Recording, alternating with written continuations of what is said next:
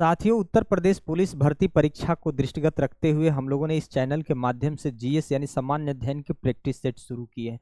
साथियों, इससे पहले हम लोगों ने 13 जीएस के महत्वपूर्ण प्रैक्टिस सेट शुरू कर चुके हैं। आज हम लोग 14वां नंबर का प्रैक्टिस सेट शुरू करने जा रहे हैं। इसमें जीएस के 40 महत्वपूर्ण प्रश्न हैं साथियों, जो कि आपकी आगामी उत्तर प्रदेश पुलिस भर्ती परीक्षा में यहाँ से प्रश्न पूछे जाने की पूरी संभावनाएं हैं साथियों। तो बिना देर किए हुए हम इस प्रैक्टिस सेट की शुरुआत करते हैं और इस प्रैक्टिस सेट में सारे महत्वपूर्ण प्रश्न हैं जो कि उत्तर प्रदेश पुलिस भर्ती परीक्षा में पूछे गए प्रश्न हैं और आगामी जो भी एग्जाम होगा आपका उसमें पूछे जाने की पूरी संभावना है। साथियों, यहाँ देखिए, पहला प्रश्न है, निम्नलिखित में से कौन एक केंद्र शासित प्रदेश नहीं है, बताइए।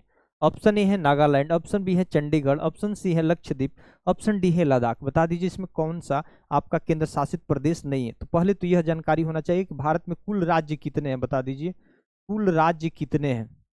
कुल राज्य कितने हैं भारत में? कुल 28 राज्य हैं। उसके बाद यूटी यानी यूनियन टेरिटरी बोलते हैं, इसी को केंद्र शासित प्रदेश बोलते हैं। केंद्र शासित प्रदेश कुल कितने हैं? 8 केंद्र शासित प्रदेश हैं। तो सबसे पहले 28 राज्यों की राजधानी भले याद हो या ना हो, लेकिन 8 जो केंद्र शासित प्रदेश है उनकी राजधानी आपको पूरी तरीके से याद होना चाहिए। इसमें कौन सा केंद्र शासित प्रदेश आपको नहीं दिख रहा है, बता दीजिए। इसमें ऑप्शन ए है नागालैंड, ऑप्शन बी है चंडीगढ़, ऑप्शन सी है लक्षद्वीप, ऑप्शन डी है आपका लद्दाख। तो इसमें जो केंद्र शासित प्रदेश नहीं है आपका नागालैंड। नागालैंड क्या है भाई? एक राज्य है। नागालैंड क्या है? एक राज्य है। और इसकी राजधानी कहाँ है पता है? इसकी राजधानी कहाँ है? कोहिमा। नागालैंड की राजधानी कहाँ है? कोहिमा। इसको भी आप नोट कर लेंगे। और यहाँ देखिए, ये 3 आपके जो है ना, 1, 2 और 3, ये केंद्र शासित प्रदेश हैं। लद्दाख की राजधानी कहाँ है? लेह, याद रखिएगा। लक्षद्वीप की राजधानी कहाँ है? कवारती। कवारती है। कहाँ है? कवारती। और चंडीगढ़ की राजधानी कहाँ है? चंडीगढ़ ही है।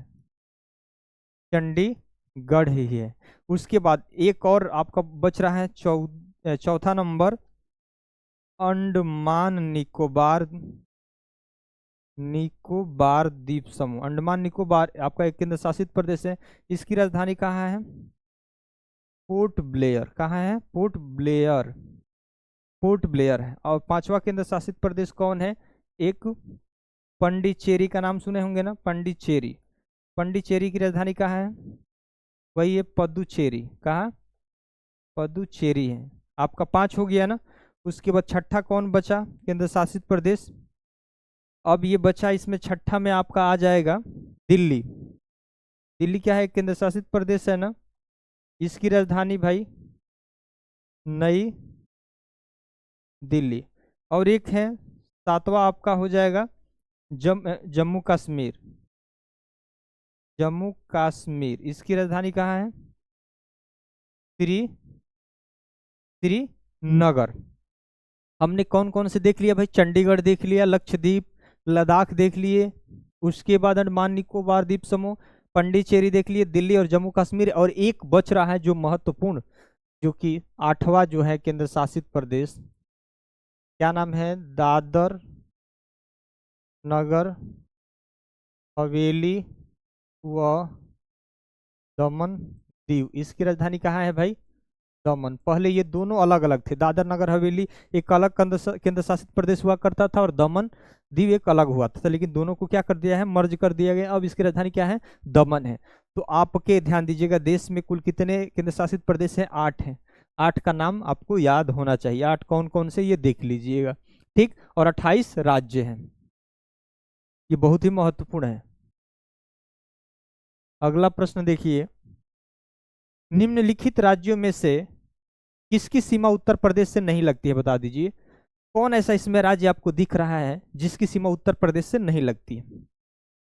ऑप्शन ए है राजस्थान के साथ, ऑप्शन बी है पंजाब के साथ, ऑप्शन सी है हरियाणा के साथ, ऑप्शन डी है उपयुक्त में से कोई नहीं। तो पहले तो आपको यह जानकारी होना चाहिए कि उत्तर प्रदेश कितने राज्यों से उसका सीमा टच करता है। तो ध्यान दीजिएगा, यूपी का कुल सीमा अगर टच करता है वह कितने राज्य हैं भाई?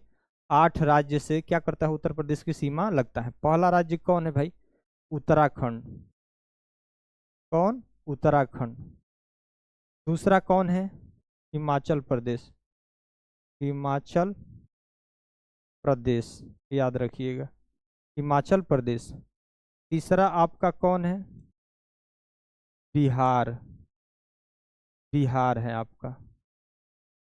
चौथा आपका कौन है भाई? झारखंड है चौथा। पांचवा कौन है? एमपी से सीमा साझा करता है। छठा क्या है? छत्तीसगढ़ से सीमा साझा करता है। उसके बाद सातवां क्या है? राजस्थान से सीमा साझा करता है। उसके बाद आठवां क्या है? आठवां आपका हरियाणा से सीमा साझा करता है। यानी उत्तर प्रदेश कुल 8 राज्यों से अपनी सीमा साझा करता है। 8 राज्य कौन कौन से, याद रखिएगा। पहला उत्तराखंड, दूसरा हिमाचल प्रदेश, तीसरा बिहार, चौथा झारखंड, पांचवा एमपी, छठा छत्तीसगढ़, सातवां राजस्थान और आठवां हरियाणा। तो बता दीजिए इसमें कौन नहीं दिख रहा? राजस्थान का हमने नाम ले ही लिया, हरियाणा का नाम ले ही लिया, इसमें कौन सही हो जाएगा आपका? पंजाब जो है उत्तर प्रदेश से सीमा साझा नहीं करता है, ये याद रखिएगा। एक यहाँ से और महत्वपूर्ण, अगर थोड़ी सी और डिटेल में चले तो 3 यहाँ से बड़ा कई बार प्रश्न पूछा गया है। पहली बात है, सन दीजिएगा 2000 में, सन 2000 में 3 जो राज्य का डिवाइड होता है 2 भागों में, और 2000 में यानी एक 1 नवंबर, एक 9 नवंबर, एक 15 नवंबर के राज्य बनते हैं। ध्यान दीजिएगा, उत्तराखंड जो बना था ना, उत्तराखंड ध्यान रखिएगा कब बना था? 1 नवंबर, 1 नवंबर सन 2000 को बना था। 2000 को कौन बना था? उत्तराखंड बना था। किससे अलग हुआ था भाई? यूपी से अलग हुआ था। तो प्रश्न पूछा जाएगा कि यूपी से उत्तराखंड जब अलग हुआ था तो किस डेट में हुआ था और किस सन में? तो 1 नवंबर 2000 को अलग हुआ था। उसके बाद सीधे आइए 9 नवंबर, 9 नवंबर को, 9 नवंबर 2000, 2000 में ये तीनों अलग होते हैं ना, इसलिए बहुत ही महत्वपूर्ण हो जाता है। ये छत्तीसगढ़ राज्य बना। कौन बना? छत्तीसगढ़ राज्य बना। किससे अलग होकर भाई? एमपी से अलग हुआ। उसके बाद 15 नवंबर को भी एक राज्य बना। देखिए कुछ ही दिन का अंतराल है, सन 2000 में ही, सन 2000 में ही कौन बना? झारखंड। और किससे अलग हुआ? बिहार से अलग हुआ। किससे? बिहार से अलग हुआ। ये भी बहुत बार प्रश्न पूछा गया है। सन 2000 में 3 अलग अलग राज्य हुए। उत्तराखंड यूपी से अलग हुआ 1 नवंबर 2000 को। एमपी से अलग हुआ राज्य जो छत्तीसगढ़ 9 नवंबर 2000 को। बिहार से अलग राज्य हुआ झारखंड 15 नवंबर 2000 को। यानी 1 नवंबर, 9 नवंबर, 15 नवंबर सन 2000 तो आपको याद ही रहेगा। तो समझ लीजिएगा, बहुत ही महत्वपूर्ण ये प्रश्न है आपका। अगला प्रश्न है, उत्तर प्रदेश में संतरों की पैदावार वाला प्रमुख जिला निम्नलिखित में से कौन सा है? यानी उत्तर प्रदेश में संतरा का उत्पादन किस जिले में होती है अधिक? ऑप्शन है लखनऊ, ऑप्शन बी है उन्नाव, ऑप्शन बी है सी है सहारनपुर, ऑप्शन डी है प्रयागराज। बता दीजिए संतरा का उत्पादन। साथियों इसमें जो करेक्ट ऑप्शन होगा आपका सहारनपुर में संतरे का उत्पादन अधिक मात्रा में होता है। अगर राज्य में देखा जाए तो एमपी में होता है। एमपी में भी अगर देखा जाए तो छिंदवाड़ा जिला है, वहां पे संतरे का बहुत बड़ा उत्पादन होता है। प्रयागराज में क्या होता है भाई? अमरूद का उत्पादन, याद रखिएगा, अमरूद है, अमरूद का उत्पादन होता है। जिसे इलाहाबादी अमरूद आप जाएंगे ट्रेन में यात्रा करते हैं तो बड़े पैमाने पर आपको देखने को मिलता है। उसके बाद अगला प्रश्न है,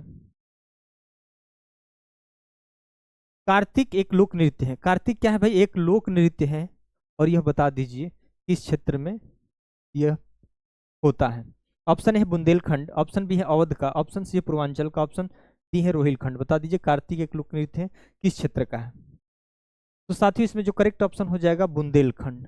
और बुंदेलखंड ध्यान दीजिएगा, बुंदेलखंड का वह इलाका जो कि यूपी प्लस एमपी का इलाका है। यूपी का 7 जिला आते हैं इसमें और एमपी का 6 जिला आते हैं, और इसी इलाके को क्या बोलते हैं? बुंदेलखंड। और कार्तिक लोक नृत्य किससे संबंधित है भाई? बुंदेलखंड के क्षेत्र से संबंधित है।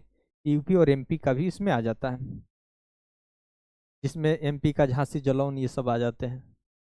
उत्तर प्रदेश के निम्नलिखित किस ऐतिहासिक मेले में हिंदू और मुस्लिम दोनों आते हैं? बता दीजिए, हिंदू और मुस्लिम दोनों आते हैं। कौन ऐसा मेला उत्तर प्रदेश में लगता है कि हिंदू और मुस्लिम दोनों आते हैं? ऑप्शन ए है, बता दीजिए, नौचंदी का मेला, ऑप्शन बी है बाबरे बाबा का मेला, ऑप्शन सी है फूलडोल का मेला, ऑप्शन डी है आपका बटेश्वर का मेला। बता दीजिए इसमें नौचंदी का मेला और बाबरे, फूलडोल और बटेश्वर, जो कि हिंदू और मुस्लिम दोनों लोग इस मेले में शामिल होते हैं। कौन ऐसा मेला है? ध्यान दीजिए, पहले तो मेला का आप लोकेशन जानिए। बटेश्वर मेला कहाँ लगता है भाई? आगरा में लगता है, याद रखिए। सब सब एक महत्वपूर्ण है उत्तर प्रदेश के लिए। फूलडोलम मेला कहाँ है? मथुरा में है। मथुरा में है। बावरे का मेला कहाँ है? बावरे बाबा का मेला गाजीपुर। और ये नौचंदी मेला कहाँ है भाई? मेरठ में। पहले तो जगह याद रखेंगे, पहले तो आपको जगह याद रखना है पूरी तरीके से, उसके बाद ही आप इसको कर पाएंगे। दूसरी बात इसमें या ध्यान रखना है कि इसमें हिंदू और मुस्लिम की बात कर रहा है ना, तो नौचंदी मेरठ में है, तो नौचंदी में ही याद रखिएगा, नौचंदी में आपका ही सही होगा। इसमें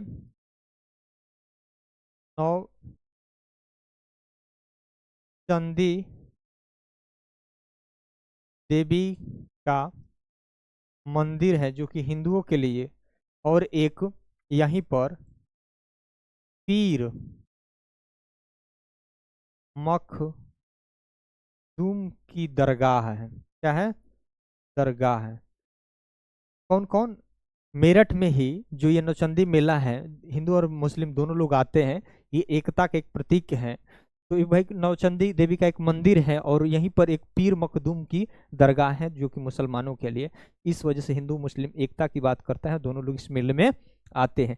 बटेश्वर मेला आगरा में है, फूलडोल मेला मथुरा में है, बाबरे बाबा का मेला गाजीपुर में है, नौचंदी मेला मेरठ में। इसको पूरी तरीके से आपको याद रखना है, ये बहुत ही महत्वपूर्ण प्रश्न है। अगला प्रश्न है, उत्तर प्रदेश में केंद्रीय आलू अनुसंधान क्षेत्रीय अनुसंधान केंद्र किस जिले में है? एक तो पहले आपको ये उत्तर प्रदेश में केंद्रीय आलू अनुसंधान कहाँ है, केंद्रीय आलू अनुसंधान, उसके बाद उत्तर प्रदेश में क्षेत्रीय आलू अनुसंधान का बताना है। तो पहले केंद्रीय आलू अनुसंधान अगर पूछे देश लेवल पर, तो यहाँ कहाँ है केंद्रीय आलू अनुसंधान? तो यह है शिमला में। कहाँ है? शिमला। शिमला कहाँ है? हिमाचल प्रदेश में। और ये उत्तर प्रदेश का क्षेत्रीय अनुसंधान केंद्र पूछा है ना। ऑप्शन ए है फरुखाबाद, ऑप्शन बी है मेरठ, ऑप्शन सी है कानपुर, ऑप्शन डी है प्रयागराज। तो अगर ये क्षेत्रीय पूछा है उत्तर प्रदेश में, तो इसमें जो साथियों सही हो जाएगा, इसमें आपका मेरठ सही हो जाएगा। और केंद्रीय पूछता अगर स्पेशली तो शिमला हो जाता। अगला प्रश्न है, गुरु गोविंद सिंह स्पोर्ट कॉलेज कहाँ अवस्थित है? ये उत्तर प्रदेश, हमें लगता है कि 2018 की पुलिस भर्ती परीक्षा में ये पूछा गया था प्रश्न। गुरु गोविंद सिंह स्पोर्ट कॉलेज कहाँ अवस्थित है? ऑप्शन ए है सैफई, ऑप्शन बी है वाराणसी, ऑप्शन सी है लखनऊ, ऑप्शन डी है मेरठ। तो गुरु गोविंद सिंह स्पोर्ट कॉलेज जो स्थित है साथियों, ये लखनऊ में स्थित है। ऑप्शन नंबर आपका सी सही हो जाएगा। अगला प्रश्न है, अगस्त 2025 में किसने मिस यूनिवर्स इंडिया 2025 का खिताब जीता? अगस्त 2025 में कौन सा भाई मिस यूनिवर्स इंडिया खिताब किसने जीता? ऑप्शन ए है प्रांजल प्रिया, ऑप्शन बी है छवि वर्मा, ऑप्शन सी है रिया सिंघा, ऑप्शन डी है मानिका विश्वकर्मा। बता दीजिए मिस यूनिवर्स 2025 का खिताब किसने जीता अगस्त 2025 में? इसमें जो साथियों करेक्ट ऑप्शन होगा, इसमें है मानिका विश्वकर्मा ने मिस यूनिवर्स इंडिया का खिताब जीता अगस्त 2025 में। अगला प्रश्न है, अगस्त 2025 में 16वें film festival of Melbourne, Melbourne कहाँ है भाई? ऑस्ट्रेलिया में।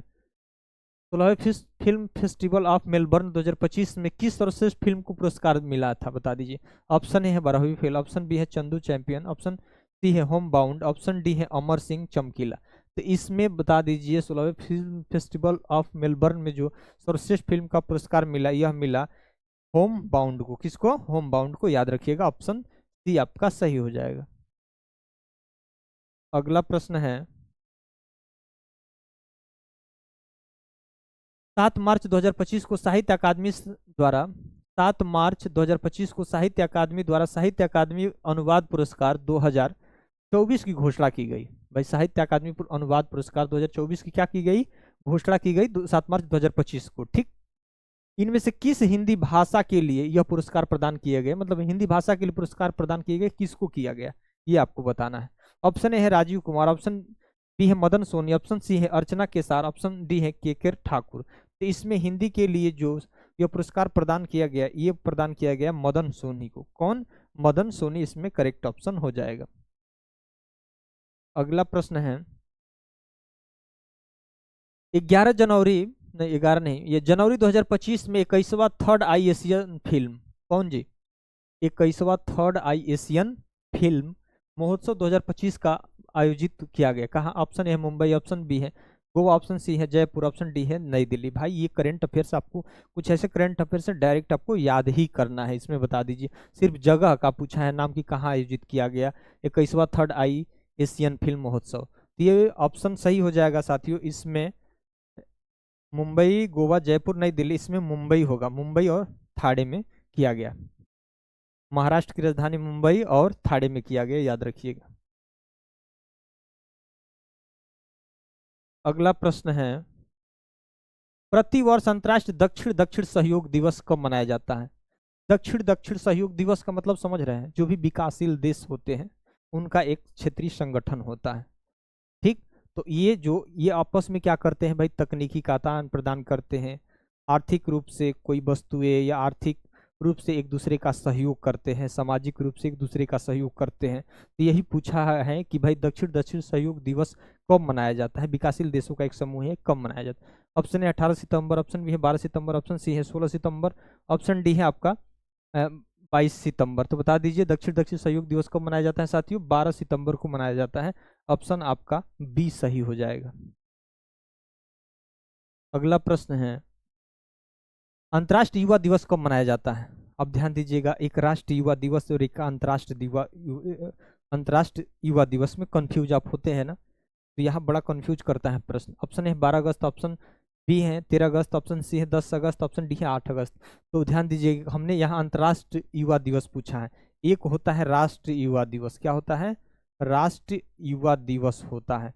अब यहाँ बच्चे गलती करते हैं कि भाई अब राष्ट्रीय अंतर्राष्ट्रीय, राष्ट्रीय युवा दिवस हम किसके जयंती पे मनाते हैं? स्वामी विवेकानंद, विवेकानंद के जयंती पे मनाते हैं, जयंती पे मनाते हैं।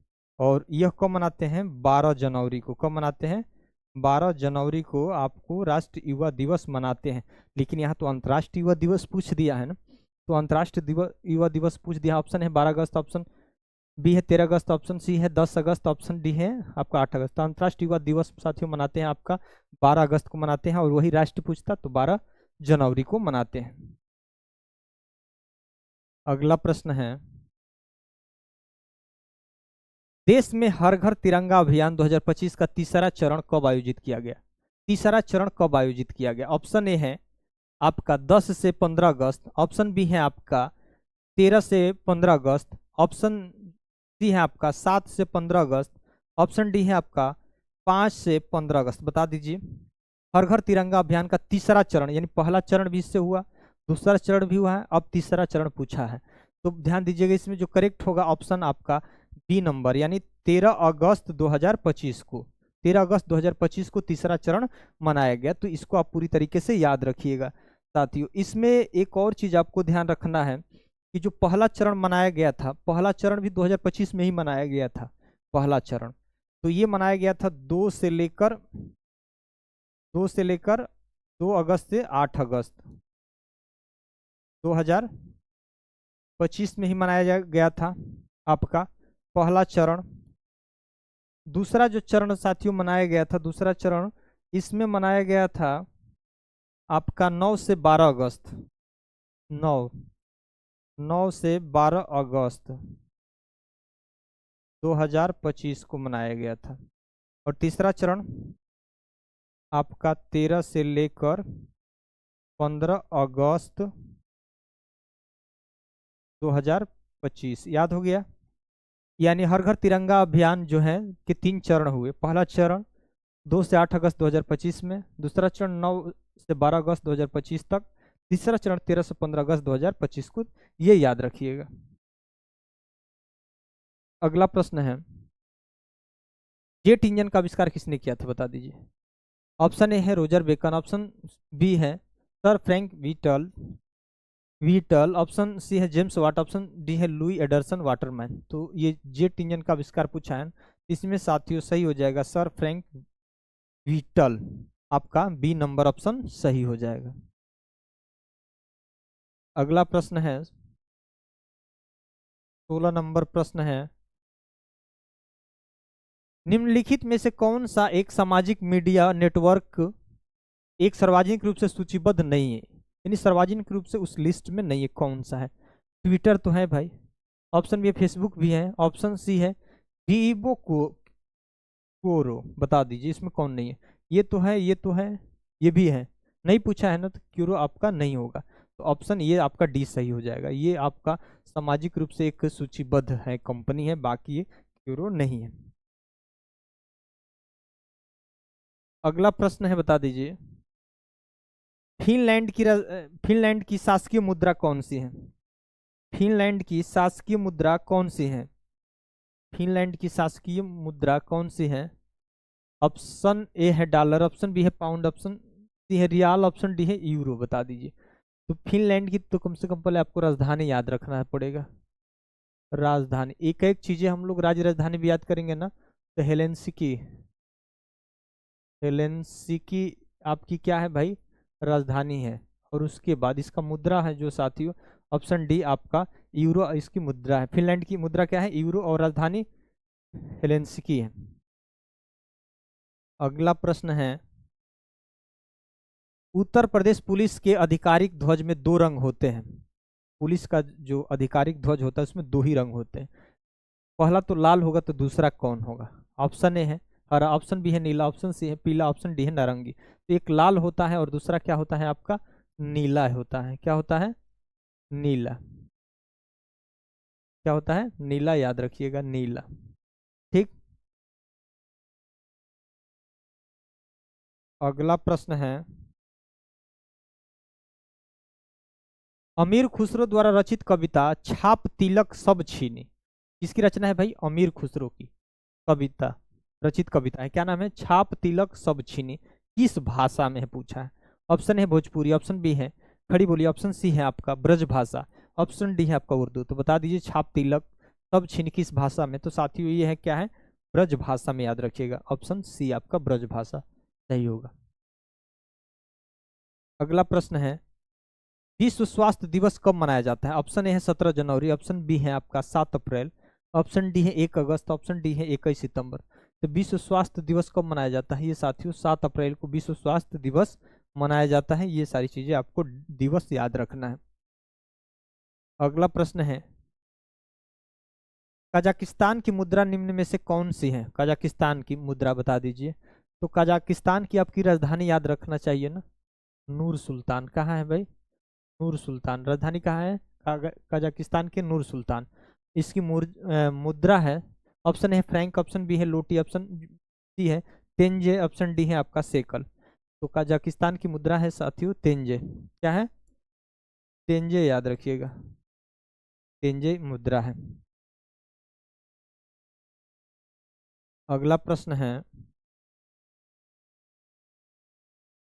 एक अनाधिकृत कंप्यूटर प्रोग्राम, एक अनाधिकृत कंप्यूटर प्रोग्राम है, ठीक, एक अधिकृत कार्यक्रम की तरह व्यवहार करता है। ऐसा लगता है कि भाई वो पूरी तरीके से वैध है, अधिकृत है, ऐसा काम करता है। और अपने वास्तविक कार्य को क्या करता है? छुपाता है। उसे क्या कहते हैं? यानी वो डाटा चोरी करता है। ऐसा नहीं लगता है, वो लगता है कि भाई वास्तविक वो काम कर रहा है, लेकिन आपकी डाटा को क्या करता है? चुराता है। उसे कहते क्या है? ऑप्शन ए है ट्रोजन हार्स, ऑप्शन बी है वायरस, ऑप्शन सी है डिडलिंग, ऑप्शन डी है स्पैमिंग। बता दीजिए।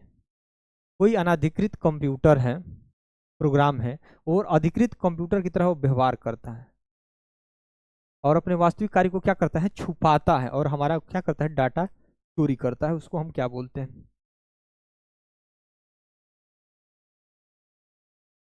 इसमें जो साथियों सही होगा, इसमें ऑप्शन ए सही होगा, ट्रोजन हार्स। ये क्या है? एक माइलवेयर वायरस है, माइल वायर वायरस है। क्या है?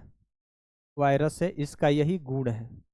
ये अनाधिकृत एक कंप्यूटर है, अधिकृत कंप्यूटर की तरह क्या कार्य करता है? अपनी डाटा को क्या करता है? मतलब जो जिसमें यह सिस्टम में रहता है, यह क्या करता है? हमारी डाटा को क्या करता है? चोरी करता है।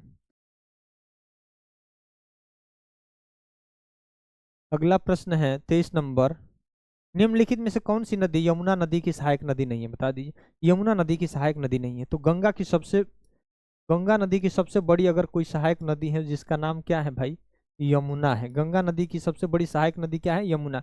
सहायक नदी किसे कहते हैं? जो भाई एक मेन नदी से कोई अगर नदी यहाँ से मिल जा रही है तो उसी को क्या बोलेंगे, सहायक नदी। तो ये सहायक नदी है, यानी मेन नदी से मिल जा रही है तो सहायक नदी है। पूछा है कि यमुना की सहायक नदी है, तो गंगा की सबसे बड़ी सहायक नदी यमुना है। ऑप्शन है केन, ऑप्शन बी है बेतवा, ऑप्शन सी है चंबल, ऑप्शन डी है कल्याणी। बता दीजिए इसमें। तो अब इसमें जो है कल्याणी नहीं होगा। कल्याणी किसकी है भाई, गंगा नदी की सहायक नदी है। किसकी, गंगा नदी की। और बाकी ये सब तीनों जो है ना यमुना की सहायक नदी है, यानी यमुना की केन, बेतवा और चंबल है। और गंगा इसलिए नहीं है क्योंकि कल्याणी इसलिए नहीं है क्योंकि गंगा की सहायक नदी है। अगला प्रश्न है,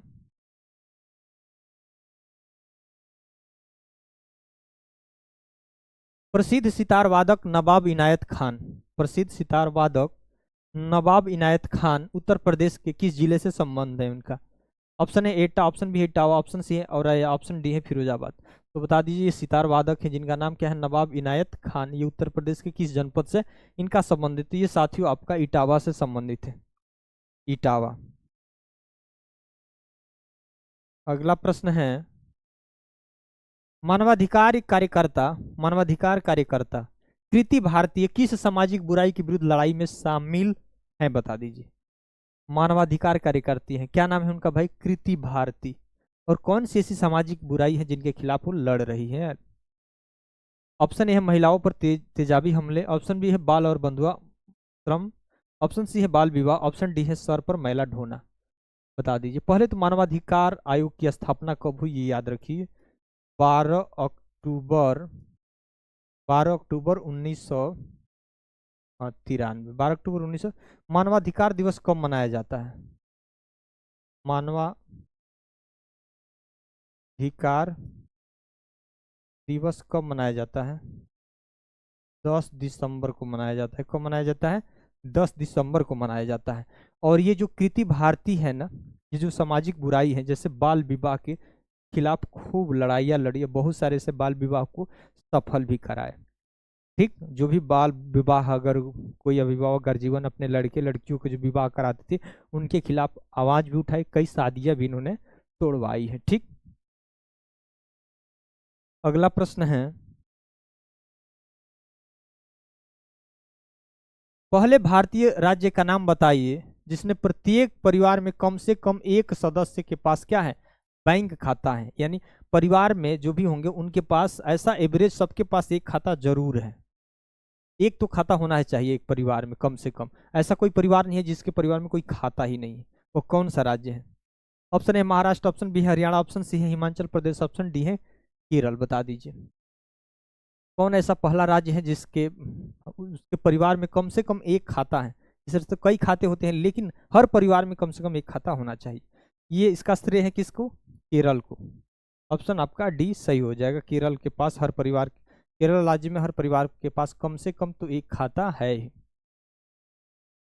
अगला है, वेदों में मानव अधिकार को निम्नलिखित अवधारणा से दर्शाया गया है। वेदों में मानव अधिकार को निम्नलिखित अवधारणा से दर्शाया गया है। ऑप्शन ए है समानता, ऑप्शन बी है असमानता, ऑप्शन सी आर्थिक प्रणाली, ऑप्शन डी है अस्पृश्यता।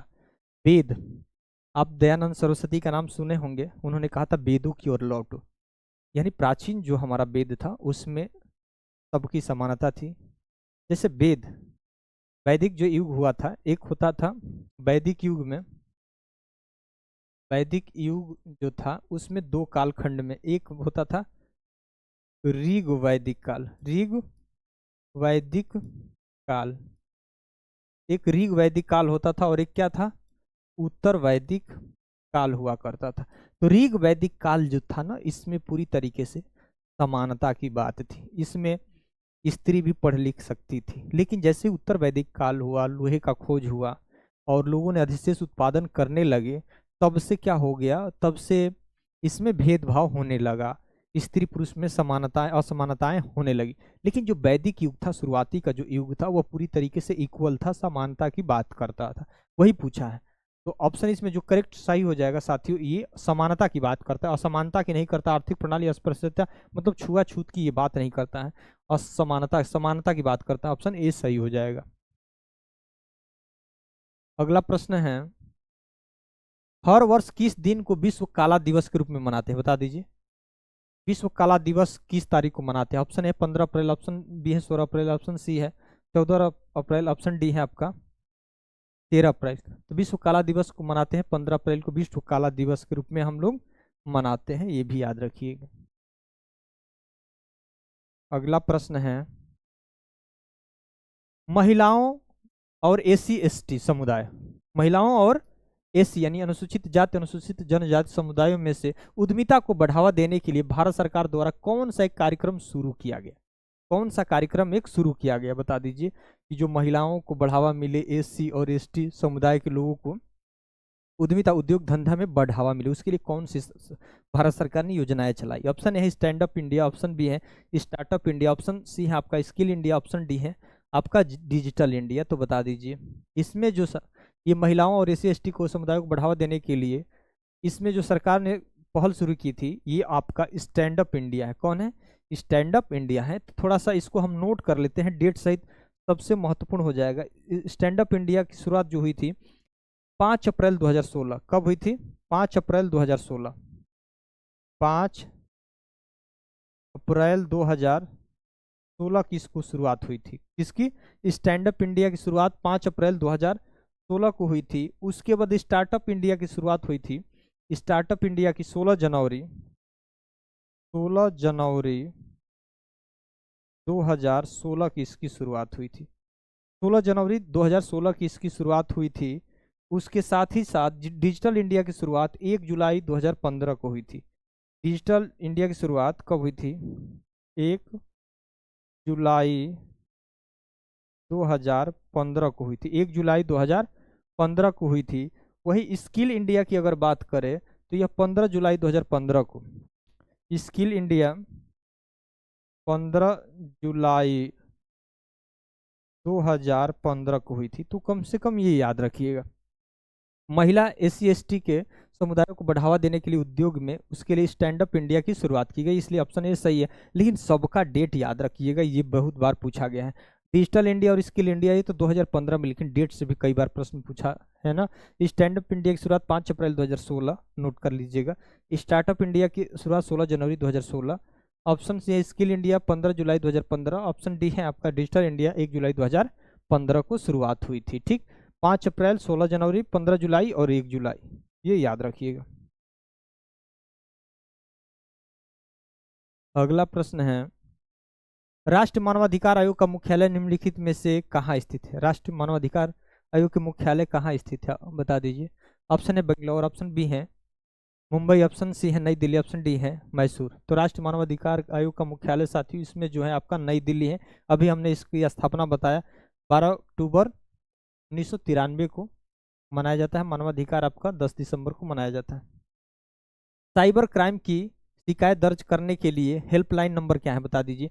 आपके साथ कोई वित्तीय धोखाधड़ी हो गई, आपके बैंक खाते से पैसा ट्रांसफर हो गया, या किसी ने हैक कर लिया आपके अकाउंट खाते को, पैसा था चला गया, कोई भी ऐसा वित्तीय धोखाधड़ी आपके साथ हो सकता है, तो इसको हेल्पलाइन नंबर पे शिकायत दर्ज करेंगे ना, कि हमारे खाते से इतना पैसा कट गया, इतना पैसा था, ये पैसा कहाँ गया। तो ये हेल्पलाइन नंबर है। ऑप्शन ए है 1910, ऑप्शन बी है 1920, ऑप्शन सी है 1930, ऑप्शन डी है आपका 1940।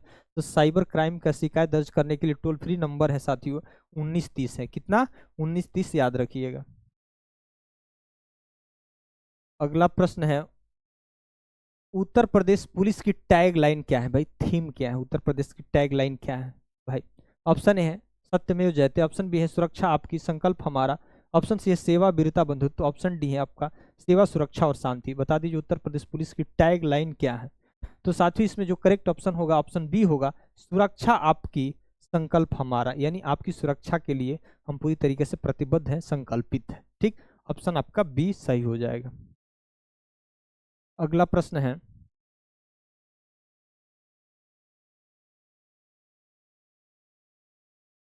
आर्यभट्ट प्रेक्षण विज्ञान अनुसंधान संस्थान उत्तराखंड राज्य के निम्नलिखित में से किस जिले में स्थित है? बता दीजिए।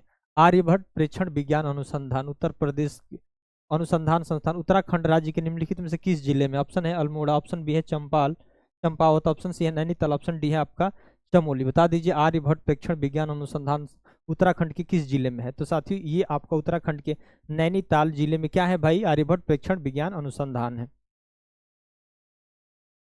अगला प्रश्न है, वाल्मीकि का आश्रम ब्रह्मवर्त में था। वाल्मीकि का आश्रम ब्रह्मवर्त में था।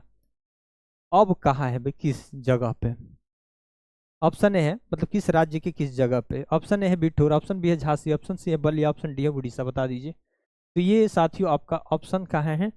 ये सही हो जाएगा बिठूर। बिठूर कहाँ है भाई? कानपुर में, याद रखिएगा। वाल्मीकि का आश्रम है। और 2-3 प्रश्न हैं लेकिन बहुत ही महत्वपूर्ण ये प्रैक्टिस सेट रहा। नर्मदा निम्नलिखित में से किस में मिलती है भाई? नर्मदा नदी किस में मिलती है? अगर आप ध्यान रखिएगा, 2 महत्वपूर्ण नदियों को बार बार नाम पूछा गया है। 2 महत्वपूर्ण नदियों का नाम पूछा गया है, याद रखिएगा। पहले तो ध्यान दीजिए, ये बंगाल की खाड़ी है, बंगाल की खाड़ी है। ये हिंद महासागर है, हिंद महासागर है। और ये क्या है? अरब सागर है, याद रखिएगा। ये आपका क्या है? हिमालय है। ठीक। भारत की चौहद्दी हमने बता दिया। भारत के पूर्व में बंगाल की खाड़ी, नीचे दक्षिण में हिंद महासागर, पश्चिम में अरब सागर, ऊपर क्या है आपका? हिमालय है। पूछा क्या है भाई? तो बंगाल की मतलब नर्मदा नदी कहाँ गिरती है? तो नर्मदा नदी साथियों आपका अरब सागर में गिरती है। नर्मदा और ताप्ती 2 नदी याद रखिएगा। एक नर्मदा और एक क्या है? ताप्ती। 2 नदी हैं जो बंगाल की अरब सागर में गिरती है, सॉरी, अरब सागर में गिरती है।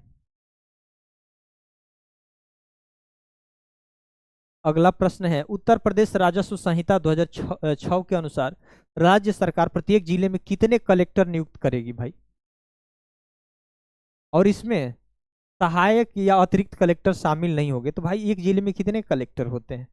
कलेक्टर जो प्रशासनिक अधिकारी होता है, जैसे आईएएस होते हैं, जो जिला अधिकारी, आप समझ लीजिए कितने होते हैं। ऑप्शन है 1, ऑप्शन बी है 2, ऑप्शन सी है 3, ऑप्शन डी है 4। तो साथियों इसमें क्या होगा? ऑप्शन ए 1 होते हैं।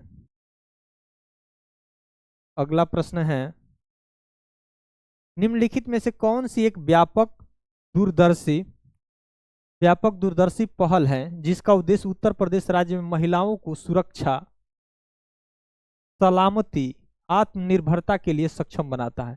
यानी भाई एक कौन ऐसा एक बड़े पैमाने पर यानी व्यापक है, दूरदर्शी है कि उत्तर प्रदेश राज्य में महिलाओं को पूरी तरीके से सुरक्षा सुनिश्चित करता है, सलामती सुरक्षित करता है और आत्मनिर्भर बनाने में सक्षम है? कौन सी उत्तर प्रदेश सरकार की महत्वपूर्ण योजना है, यही समझ लीजिए। ऑप्शन है मिशन शक्ति, ऑप्शन बी है मिशन वनिता, ऑप्शन सी है मिशन सुनीता, ऑप्शन डी है आपका मिशन वामिनी। साथियों ये मिशन शक्ति जो है यह महिलाओं की सुरक्षा, सलामती और आत्मनिर्भर बनाने में सक्षम बनाता है। अगला प्रश्न है, 2 और प्रश्न है। ये प्रश्न है, इसके बाद एक और प्रश्न है। पहला है, आप एक पुलिस अधिकारी के रूप में तैनात हैं, आपकी एक ड्यूटी कहीं, आप पुलिस अधिकारी हैं आपकी। ठीक। एक महिला ने अपनी नाबालिग बेटी की अंतरंग तस्वीरों के संबंध में फोन पर उत्पीड़न की शिकायत की। कानून के अनुसार आपको क्या करना चाहिए? बता दीजिए भाई। कुछ ऐसा है, मतलब उस लड़की का कोई अंतरंग फोटो का मतलब समझ रहे हैं? अंतरंग फोटो का मतलब समझ रहे हैं? थोड़ी सी उस फोटो हो सकता है कि वह अश्लील फोटो हो, उसकी वह शिकायत वो महिला ने की उस पुलिस अधिकारी से। ठीक भाई। आप करेंगे क्या? ऑप्शन ए है नाबालिग की गलती बताते हुए मामले को नजरअंदाज करेंगे। नजरअंदाज तो नहीं करना है ना। ऑप्शन बी है नाबालिग के माता पिता को सावधान करना चाहिए और वैधानिक दोषारोपण दायर करना चाहिए। ऑप्शन सी है कालर आईडी ट्रेस के आधार पर आरोपी को गिरफ्तार करना चाहिए। ऑप्शन डी है माता पिता को अपनी बेटी से परामर्श करने की सलाह देना चाहिए। इसमें कौन ऑप्शन सही है? इसमें जो साथियों आपका सही है ऑप्शन बी है, यानी नाबालिग के माता पिता को सावधान करना चाहिए और वैधानिक दोषारोपण क्या करना चाहिए? दायर करना चाहिए, यानी कानूनी प्रक्रिया उस पर दायर करना चाहिए पूरी तरीके से। ठीक। अगला प्रश्न है, और इस प्रैक्टिस सेट का लास्ट प्रश्न है, दंगा प्रणव स्टेशन प्रमुख के रूप में मतलब स्टेशन प्रमुख के रूप में, मतलब हो सकता है आप थाना के अध्यक्ष हैं।